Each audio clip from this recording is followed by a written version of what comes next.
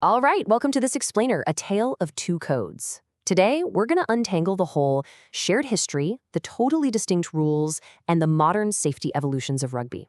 If you've ever flipped on a rugby match and found yourself just completely lost as to why the rules seem to magically change depending on what channel you're watching, trust me, you are absolutely not alone. So, to really grasp the differences between rugby union and rugby league, we got to look backwards. We need to see how a single game literally split into two distinct sports. Why does one sport have two names, two wildly different rulebooks, and two completely different cultural identities? Well, it's this fascinating story of class, cash, and the evolution of modern sports. A story that actually went on to shape the literal physical bodies of the athletes playing today.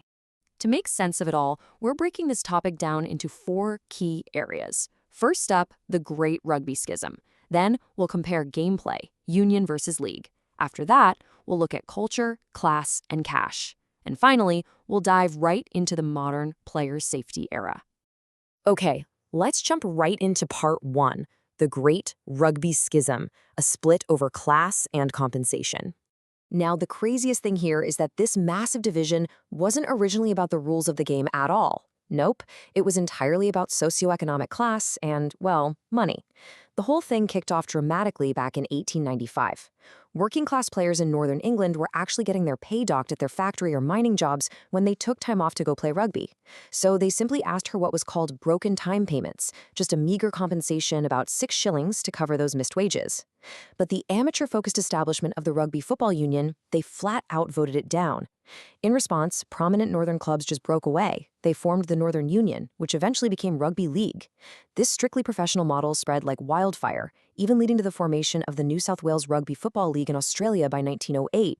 And you know what's wild? It took exactly 100 years for rugby union to catch up, finally declaring itself an openly professional sport in 1995. So this historic split ended up carving a really deep demographic divide that lasted for generations. League became this proud, fiercely guarded sport of the working-class industrial north in the UK, historically professional right from the jump. Union, on the flip side, firmly entrenched itself as the amateur sport of the establishment. It flourished in the affluent middle and upper classes and was deeply, deeply tied to private and public schools. Moving right along to Section 2, Gameplay, Union versus League. Now, what's truly captivating about this whole thing is how an off-field dispute over literally 6 shillings eventually created two completely different on-field experiences. See, once League went professional, their main priority shifted to making the game faster and way more spectator-friendly, basically to sell more tickets. To pull that off, League eventually dropped down to just 13 players on the pitch. Dropping those 2 players opens up a ton of space, creating a much, much faster pace. Union, though, stuck with the traditional 15 players. And because Union kept a lot of its complex set pieces, it demands some highly, highly specialized body types. Just to give you an idea of how much this divergence impacted the athletes themselves, a modern rugby union forward pack can weigh over 900 kilograms combined. That is drastically heavier and more specialized than players a century ago, entirely because of the sheer physical demands of 15-man scrums and lineouts. But the absolute fundamental difference in gameplay? That comes down to how teams handle possession, and it profoundly changes the spectator experience. League gives a team exactly 6 tackles before they have to hand the ball over. It's that simple. When a player is tackled, play just stops, they hop up, and do a quick play the ball, roll back to a teammate. It creates this incredibly streamlined, breathless flow of nonstop running. Union, by contrast, is all about continuous contested possession. Literally every single tackle results in a complex, intensely physical battle for the ball on the ground, which is called a ruck. If you're watching Union, you're watching a tense, deeply tactical trench war, where every single inch of grass is violently contested.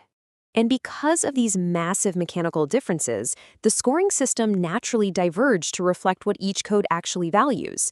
Since Union has so many penalties popping up from that heavily contested possession at the ruck and scrum, while penalty kicks and drop goals remain incredibly valuable tactical tools, worth 3 points each. League, however, deliberately de-emphasized kicking. They dropped penalties to 2 points and drop goals to just 1 point. Why? Because they want to heavily incentivize running the ball and scoring tries, giving teams 4 points for a try in League, compared to 5 in Union. To really put this speed difference into perspective, the ball is typically in live play for about 50 minutes of an 80-minute rugby league match. Now compare that to around 35 minutes of actual ball and play time for professional rugby union. That 15-minute gap is huge. It represents a massive, massive difference in the cardiovascular demand placed on the athletes. And it perfectly highlights exactly why the two codes recruit and train completely different styles of players today.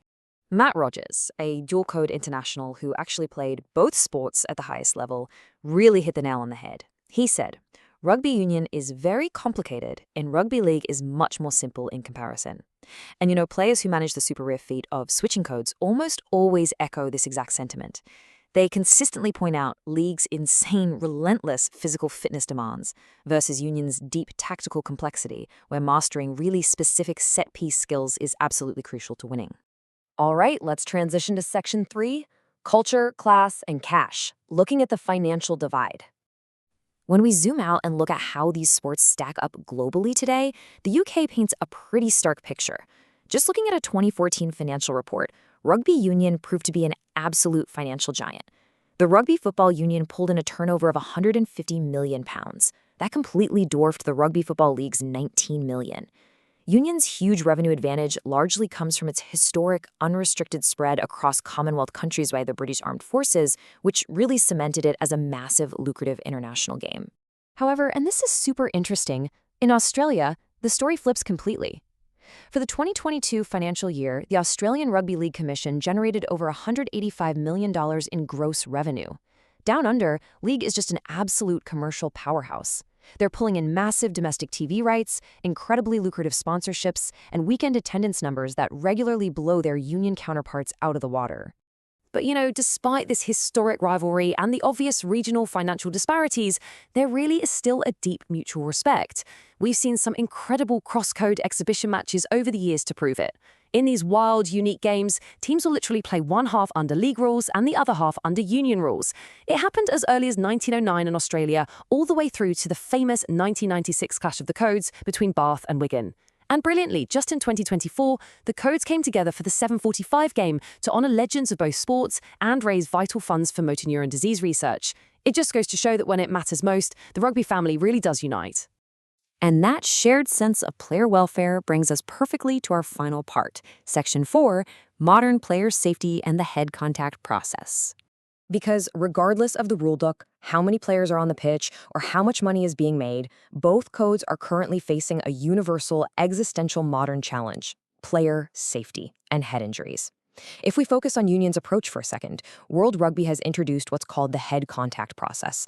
This is a vital, incredibly strict framework designed to fiercely protect the head, neck, and throat area of players, mandating absolute zero tolerance for foul play. It is fundamentally changing how the sport is refereed and coached at literally every single level. To actually enforce this, a referee's brain has to instantly navigate a high-stakes decision tree in real time. When a massive collision happens out there, they aren't just guessing or going on gut instinct. Nope, they follow a really strict, standardized sequence. This ensures consistency across the globe, stripping out all that messy subjectivity when a player's health is on the line. Let's break down exactly what the referee is asking themselves while under immense pressure. They have to rapidly answer 4 sequential steps. Number 1, has head contact actually occurred?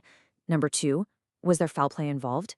Number 3, what was the degree of danger, low or high? And finally, step 4, is there any mitigation we need to consider? Depending on those objective answers, a player might just be told to play on, or they could get hit with a penalty, a yellow card, or a match-ending red card. This entire head contact process is firmly anchored in Law 9 of the game, which covers foul play. The onus here is placed entirely on the tackler. Players must not do anything reckless or dangerous, and specifically, they cannot tackle an opponent above the line of the shoulders. The modern game is explicitly demanding that tacklers lower their body height, using their eyes and feet to adjust safely right before impact.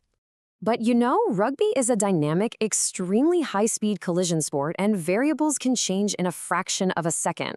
That's exactly where step 4, mitigation, comes in.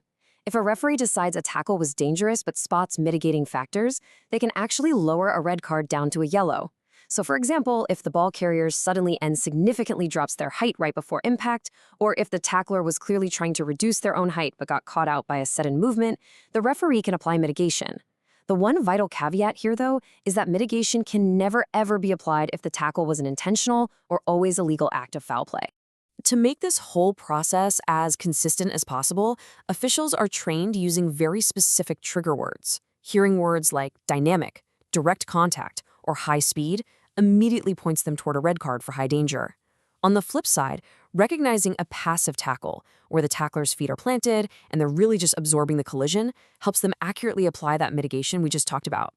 It's honestly a fascinating look at the absolute precision required to officiate the modern game safely.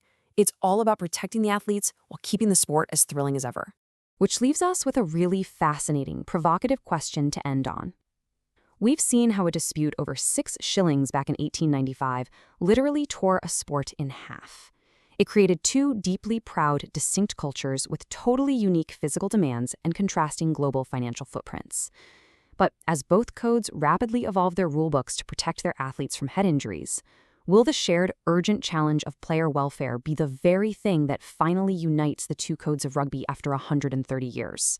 Well, it's definitely something to keep an eye on the next time you tune in, whether there are 13 players on the pitch or 15. Thanks for joining me on this explainer, and keep learning.